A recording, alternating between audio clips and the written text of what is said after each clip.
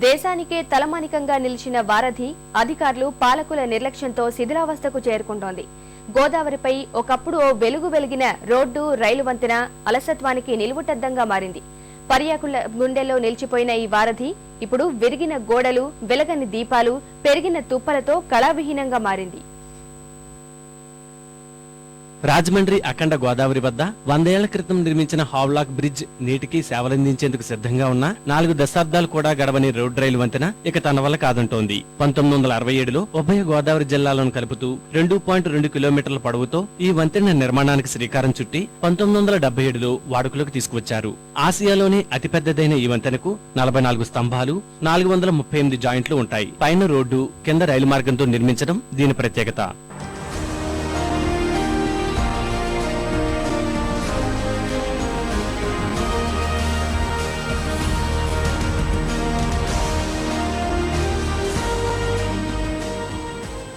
ఈ వంతెనను చూసేందుకు ఎక్కడెక్కడి నుంచో పర్యాటకులు వస్తుంటారు. అంతటి పేరు ప్రఖ్యాతులు సంపాదించుకున్న ఈ వారధి పాలకుల నిర్లక్ష్యం, నిర్వహణ లోపాలు, అవినీతి వంటి కారణాలతో శిథిలావస్థకు చేరుకుంటోంది. భారీ వాహనాలు నిషేధించినప్పటికీ పోలీసుల రక్షణ, రోడ్డు, భవనాల శాఖ అధికారులు పరిశీలన, ప్రజాప్రతినిధుల శ్రద్ధ లేకపోవడం శాపంగా మారాయి. నేను ఇదే రూట్ మీద ప్రతిరోజు ఇదే బ్రిడ్జ్ మీద వెళ్తానండి. బ్రిడ్జ్ చాలా దారుణంగా ఉందండి. ప్రతి అడుగడికి గతుకులు ఉన్నాయి. పడిపోతున్నాం, భయం వేసి కాళ్ళడికి వెళ్ళి రూట్ మీద వెళ్తున్నానండి. త్రూకి వెళ్తున్నానండి. కడికి స్పీడ్ బ్రేకర్ ఉన్నట్టు ఉన్నదండి. కడికి స్పీడ్ బ్రేకర్ ఉన్నట్టు ఉన్నది. వెళ్ళడానికి కూడా చాలా ఇబ్బంది పడుతున్నాం. అదొకటి మధ్యలో గోతులు ఉండడం వల్ల పడిపోయి చాలా మంది పడిపోయారు కూడా ఇక్కడ. కొవ్వూరు వెళ్ళాలంటే మాత్రం మనకి ఇదే కంపల్సరీ. 2 వీలర్ యూజ్ చేసే వాళ్ళు కూడా పరిస్థితి చాలా దారుణంగా ఉంది.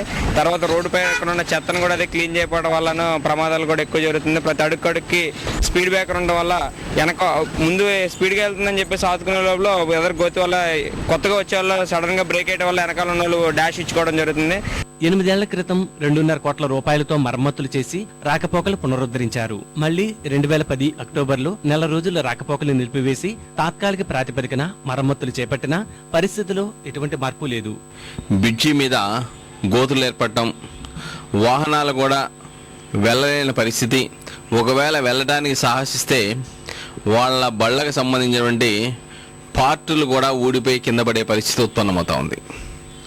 రెండవ వైపున బ్రిడ్జి మీద ఏదైతే విద్యుత్తుకు సంబంధించినటువంటి వైర్లు ఉన్నాయో ఆ వైర్ల విషయంలో కూడా సంబంధిత అధికారులు నిర్లిప్తతో వ్యవహరించడం వల్ల అవన్నీ ఓపెన్గా వస్తూ ఉన్నాయి. ఎవరికి ఎప్పుడు ఏ విధమైన ప్రమాదం జరుగుతుందో తెలియని పరిస్థితుల్లో ఈ రోజున విద్యుత్ వైర్లు రోడ్ కమ్ రైలు బ్రిడ్జి మీద ఉన్నాయనేది స్పష్టంగా కనబడతా ఉన్నాయి. హావ్లాక్ వంతెన, రోడ్డు, రైలు వంతెనలు రాజమండ్రికి అంతర్జాతీయ గుర్తింపును తెచ్చిపెట్టాయి. బ్రిటిష్ ఇంజనీర్ల పనితనానికి హావ్లాక్ కట్టడం ఓ నిదర్శనంగా నిలుస్తుండగా మన నిర్లక్ష్యానికి రోడ్డు, రైలు వంతెన నిలువుటద్దంగా మారింది.